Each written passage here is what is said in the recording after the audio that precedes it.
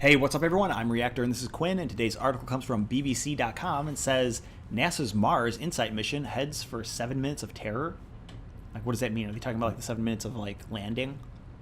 Because it's kind of scary if it crashes. I think the takeoff is the most important. I think it already took off. I think it's going to land soon, and I think what they're saying is that when it starts getting close to the planet for those 7 minutes, it's scary. Coming into Mars atmosphere, yeah, like debris, it's scary because it could whatever. get destroyed if there's a mistake. It doesn't a land properly. Small particle goes in the intake and it destroys the entire ship. Yeah. So there's a picture of Venus. No, that's Mars. You can tell because you can see the landmarks. No, I'm kidding. I don't know. The American Space Agency, NASA, will attempt to put another robotic probe on Mars later. Oh, it's just a robot? What are they worried about?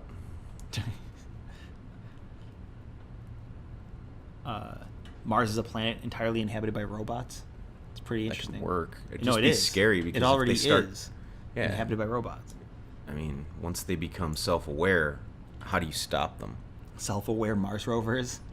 They start colonizing it, Building themselves into better things. Against our wishes. Like, Stop! I mean, They're taking over Mars. We got to stop them. if it could build, repair itself, it could just If it build was itself AI. into this giant Voltron transformer thing. It would be free to do whatever it wants, and we couldn't stop it. Right. Start mining resources to build new AI. Right. It's like, hey, wait, what are you doing?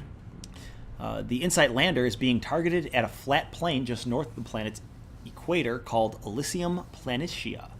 It carries a suite of instruments, many of them from Europe, to try to determine the rocky world's internal structure. Signals from the probe confirming its safe touchdown should be received at 1953 GMT, give or take a minute. So yeah, from the probe confirming its safe touchdown. So it looks like it's on its way already. Sounds good. As with previous surface missions, InSight must survive the 7 minutes of terror, the time it takes for a probe entering Mars' thin atmosphere at hypersonic speed to slow to walking pace and gently put itself on the ground. Yeah, so we were right. I mean, in theory, it sounds so simple. Yeah, but there's no water to land in. Like with our space missions, we're always just like, yep, just aim for the water when you come back, and we'll just pluck you out of there. We don't have them land on. But what was it? SpaceX has been landing on their platforms. Many have tried, most have failed. As humanity as explorers, we're battling at less than 50%, said NASA's science chief, Thomas Zurbuchen. Going to Mars is really, really hard. So here's an artist's depiction of the probe trying to land. That does not look like... That person should be fired because their depiction looks deadly. Yeah, right? That just looks like instant... It looks like a flying saucer. Annihilation. That's going to impact hardly. How will InSight fare? InSight has some heritage on its side.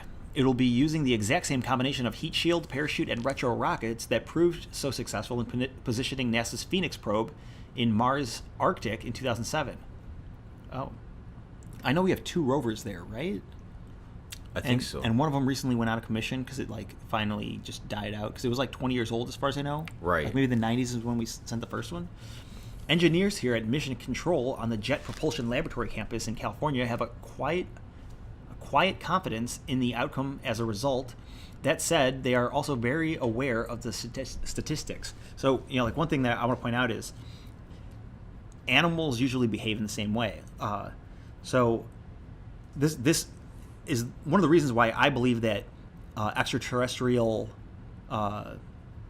when aliens come to Earth, right? Mm-hmm. They're going to be robots because we've already proven that we send robots to planets first. It's what we do. Right. This wouldn't be on the same level as an intelligent life form visiting our planet. Right. But they would definitely send robots because they're safe. From a safe distance, maybe they'll be in space still, and they just drop a probe. Right. But the point is that it will be robots. Robots can travel through space extremely easily. They can go dormant for light years. Or, however long a light year takes. So you're saying it could be an unmanned spacecraft that would probably... come and just explore, because no one wants to go into an unknown territory. Hostile territory. Yeah. And then when we kill the robots, then they know they have to blow us up. And they'll probably be able to blow us up without even entering our solar system. I imagine. Just destroy that planet right there. All right, it's locked down. Should we do it? Yeah. They're violent. Mm-hmm. Boom. We're gone. And it'll be a quick death. We'll be... as soon as our planet explodes, space will be all around us, So that'd be interesting. Yeah, I think that instead of blowing up the planet, though, I think that with this alien robot technology could just as easily have a giant magnet that grabbed all of the weapons that we're killing ourselves with, leaving us just with our bare hands and sticks They would have to take all the metal. wood and polymer. You can't get rid of guns. They'll always exist. You're right. Someone would probably just build a plastic gun and Like shoot. they use on Magneto. They probably already have them. Right. You know? Engineers here at I already Yeah. Campus, California have a quiet. Oh, yeah, I read that. I did. I'm sure of it. We've done all of the preparations that we can possibly think of to make sure that our entry, descent, and landing goes as smoothly as we can imagine, explained project manager Tom Hoffman. But Mars as a planet does not always behave. I think our team is ready. I think the spacecraft is ready. We just don't know if Mars is ready, he told BBC News. What has landed on Mars? Wow, you got so much stuff there. Look at that. We're 71. Who is this? China? I can't. It looks like China, yeah, right? Right. They sent Mars 3. And then, yeah, Pathfinder was 97. Huh. Viking 2, Phoenix in 2008. Curiosity was, that was a while ago. And then the Mars lander, Polar oh, wow, I didn't know we sent so much stuff. There's enough robots there that once they become self-aware, they'll be able to build a huge robot. Oh, look, they also tell us if they were successful or not. But they're not telling, oh, this was a failed mission. That's why we never heard about it. It's crazy. All robots are deceased. And then I don't know who this is. Looks like Britain along with like EU maybe, or Internet Explorer. Doubt it though. I didn't know Internet Was this Explorer one? did that. Schiaparelli in 2016 failed. Wow, that sucks. Damn. What is the latest status? The EDL engineers have been closely watching the weather on the Red Planet, looking especially for any dust storms and evidence of high winds that could complicate InSight's passage through the atmosphere. And I guess they could do that using previous rovers, maybe. It makes it a lot easier when you have something that can look for stuff. But although you would have to be in that area to see the weather. Like, do you imagine trying to look at the weather on a planet through a telescope? It's crazy.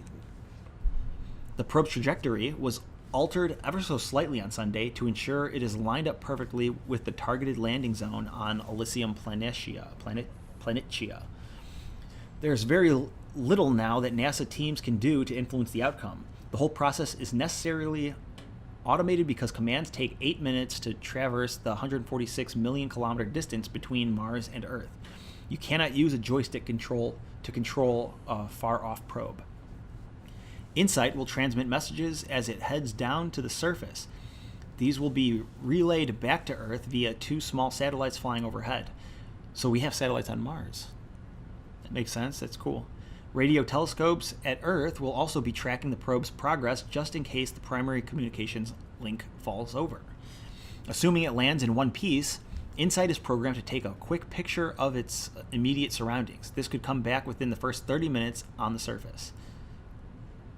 Yeah, I'm waiting for that. Like, did it make it, or is it crashed and, Right. InSight will be using technologies that were proven on the 2007 Phoenix mission. Cool, man. Cool. Look at that. The big solar panels and stuff. I thought it would be bigger. Yeah, I thought it would be smaller. What is different about this mission? This will be the first probe to dedicate its investigations to understanding Mars's interior. Scientists want to know how the world is constructed, from its core to its crust. InSight has 3 principal experiments to achieve this goal. The first is a package of Franco-British seismometers that will be lifted onto the surface to listen for Mars quakes. These vibrations will reveal where the rock layers are and what they are made of. A German mole will burrow up to 5 meters into the ground to take the planet's temperature. This will give a sense of how active Mars still is. Oh, yeah, well, I guess. Because, what is it? Earth's temperature is always 70 degrees.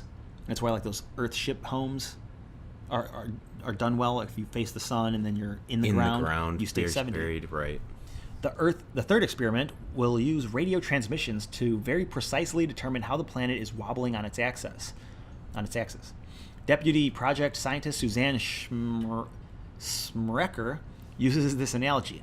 If you take a raw egg and and a cooked egg and you spin them, they wobble differently because of this distribution of liquid in the interior. And today, we really don't know if the core of Mars is liquid or solid and how big that core is. InSight will give us this information. Yeah, so that's another thing. People don't seem to understand that Earth is literally alive. You know, we just seem to have this closed human idea of what life is. Like, oh, you've got to be organic and be able to walk around. And, well, trees are obviously alive, but trees are alive just like the Earth is alive because Earth has plates. It's got a core that shuffles. Volcanoes move, you know, contents in and out. Right. It's always moving. Like, It is alive. People, you know, many people argue that even like wood that's cut off a tree that's been stained and treated and all that stuff still has life in it. Like, even like some people argue that there's life in just about everything that comes from the Earth, even after it's been picked no, but or I mean, like, harvested. I wouldn't say metal is alive or rocks are alive, but just like saying carbon isn't alive, once it's in a human, it is alive. So all these elements making the Earth up that has a moving system and life, like circulatory changing, it is alive. And people don't seem to understand that. They just don't understand what life means. Sort of like when they say a computer program isn't alive. Like a robot, AI, like why wouldn't that be alive? Right, You know? right. This thing looks like it would break really easily, or like right when it landed. That's what I think. It just looks flimsy. Nah, I doubt it. This thing, I wonder how much it costs, but it's probably You think this over thing's $1 billion. built as... Yeah, dude. This stupid little gizmo that's about the size of a, I don't know, like a car. Like a Hyundai. Has been engineered ridiculously more than a car has, you know? So I feel like it, they know what they're doing. Yeah, maybe. And you don't want to waste your money, so you have to make sure, I'm sure it's got redundant reinforcement, you know? I mean, if it lands like that, I'll open and like... No, I mean, these probably fold out. you think it folds up into a ball and This just is an kind of umbrella. bounces No, wherever look, it's going to go? see how it's cut? Right. I would guess that this is an umbrella. That Right. You know, it's closed up and then it fans out. Makes sense, yeah. Yeah. Why do we need to know this? Scientists understand very well how Earth's interior is structured, and they have some good models to describe the initiation of this architecture as the solar system's birth more than 4.5 billion years ago. But Earth is one data point, and Mars will give researchers a different perspective on how a rocky planet can be assembled and evolve through time. So this is their guess of what Mars is. It's a really Bruce Bernard. lame Right now, a drawing. picture of the inside of Mars would have fuzzy boundaries. I mean, if it's got a molten core, Mars is alive, and it could be dying. You know? Yeah. Or, because a human could be alive, and if nothing can survive on its surface, like, it doesn't mean it's dead. It just means you're out in outer space and you're going to die soon. You know what I mean? Right. But yeah, because like trees move elements. They take carbon out of the ground and move it. You know, like all this. That's what life does. It moves stuff around. Right. You know, so without plant life and stuff like and animal life, it is kind of just like, I would say it's dying, but it'll be millions of years before it's actually dead. Right. I mean, the picture looks delicious, but Like a chocolate ball with a honey center. Whopper. A Whopper. Oh yeah. InSight chief scientist Bruce Bannert said the small details in how planets evolve are what we think make the difference between a place like Earth, where you can go on vacation and get a tan, and a place like Venus, where you'll burn in seconds, or a place like Mars, where you'll freeze to death. Bad vacation spots. All of them. Well, yeah, we've got bad vacation spots on Earth too, like the Sahara Desert or Florida. Death Valley. Right. Florida? Yeah, for other reasons, I guess. Yeah, that's it though. Do you have anything else you want to say? Hope they make it. Yeah, I imagine they will. I feel like this is pretty well planned, and failures in the past probably teach us, like, don't mess up. Although I'm sure they never wanted to mess up, but who does? You know, you just do and you learn from it. So they'll probably be fine. Yeah, it'd be nice if they were fine. I would appreciate that. But that's it for the video. If you enjoyed it, let us know by giving it a thumbs up. What do you think about all of this? Do you think, what do you think about Mars? Do you think it's got a molten core? It'd be crazy if it didn't, you know?